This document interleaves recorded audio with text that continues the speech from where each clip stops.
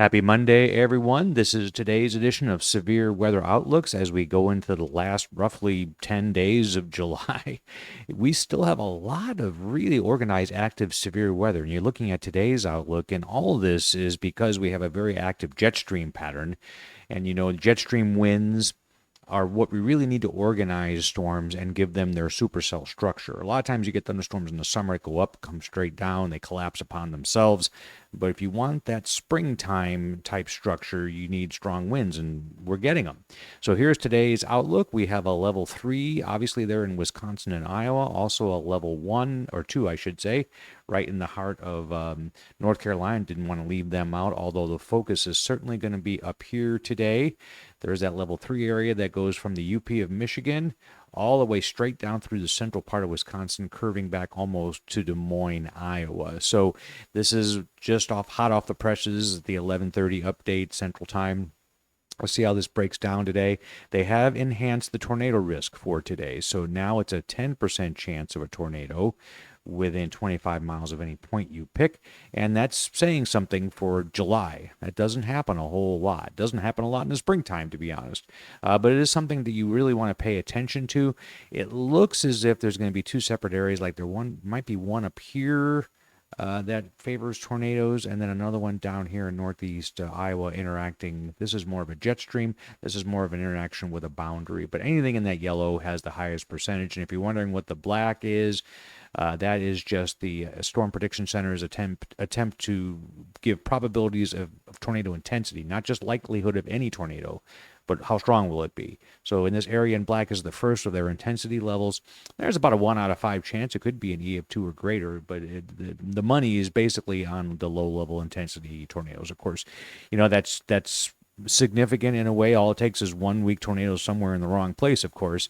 On the flip side of the coin, you can have a very violent tornado in the northern woods of Wisconsin and probably miss a lot of people because there's not many people up there. Anyway, so take that with a grain of salt for whatever you want. Here's NATOcast. We have a 10% risk in the yellow, so that covers just about the same area as SPCs. They do have a little hatched area here around Rhinelander, north and south of there a little bit, where there's a 10% chance of an EF2. Slightly different percentage and rating, but you get the idea. I think that the more intense tornadoes will probably be here, although Iowa is probably something to be looked at as well. If we look at the tornado risk for today on StormNet, this goes by hour, so I just grabbed it from this morning's run. This goes from 6 to 7. It does show these two distinct areas here in Iowa, south of La Crosse, but north of Dubuque, and also here in northeastern Wisconsin, small area of the UP as well.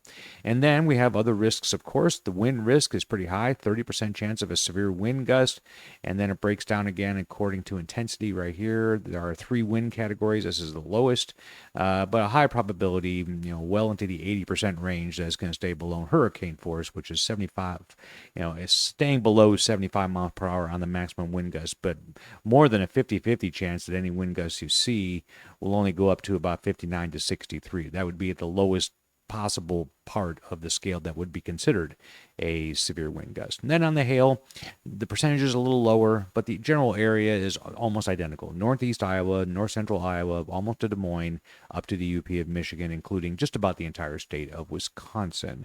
CSU, Colorado State University, has a learning machine. They take a look at this. They have put a 10% risk in about that same area, just not as wide on coverage up into northern Wisconsin. They're actually emphasizing an area in between what I was just talking about, from La Crosse eastward a little bit. So that's interesting. Hail, not much of a threat, but the wind risk is showing up as a 30% in line with the official forecast. Here now, turning the page to Tuesday, this entire shooting match shifts to the southeast, or east, I guess you could say, southeast. So we have a level 3 from the heart of Pennsylvania, including Pittsburgh and Harrisburg, down through a good chunk of North Carolina and the southeast corner of Ohio, and a little bit of Kentucky there with a level 2 surrounding that. A lot of territory on this particular outlook.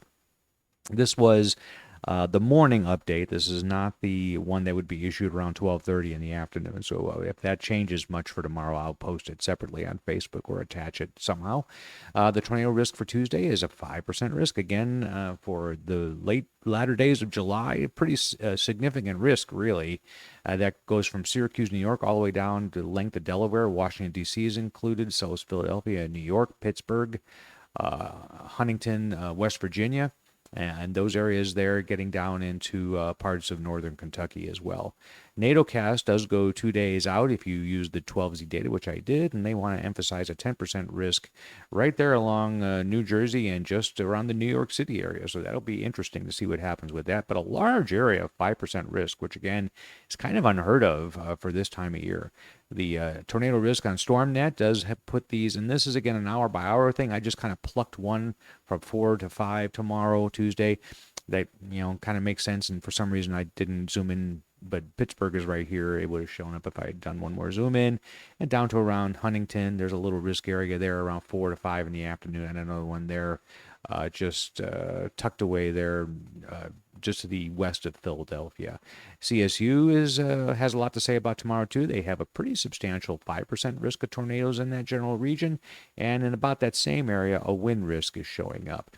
And if we look at the SPC's official forecast for wind risk on Tuesday, they have it in this 45% category, pretty intense, right in the middle of that enhanced area, basically, that the first graph I showed you for tomorrow. And the hail risk is measurable. Usually if it's 5%, I sometimes, especially on day 2, don't even talk about it, but 15%, and with the aerial coverage expected there, I do throw that in for Tuesday. Wednesday, once again, it shifts to the south and east just a little bit more. And then we have a level 1 and 2 risk here, with 1 being the lowest, which is marginal, and 2 being a slight risk. And then CSU is talking about Wednesday in this term, a little bit of a tornado risk there from Norfolk, that area down through eastern North Carolina mostly, and a little bit of a wind risk to go along with that. Then beyond that, beyond Wednesday, Thursday, Friday, Saturday, Sunday, nothing really of any substance. Very, very low probability spread out over large areas. Supercell Composite definitely mentions this corridor that we just talked about here. In week 2, this is July 27th through August 2nd. A lot of supercell percentages running really high in Iowa, in Nebraska, South Dakota, North Dakota, parts of Minnesota, even stretching into the Corn Belt a little bit more, Illinois and Indiana. And even though not as intense, week 3, this is well into August now, still seeing some pretty high percentages, and also kind of far south, really. I wouldn't expect to see very many here in Kansas and Nebraska, Omaha, for instance, northern Missouri. I would expect it to see up here and into Canada, so that's an interesting pattern development. That is week 3, though, so we'll get a little bit closer to that time period before we make any more definitive statements about severe weather.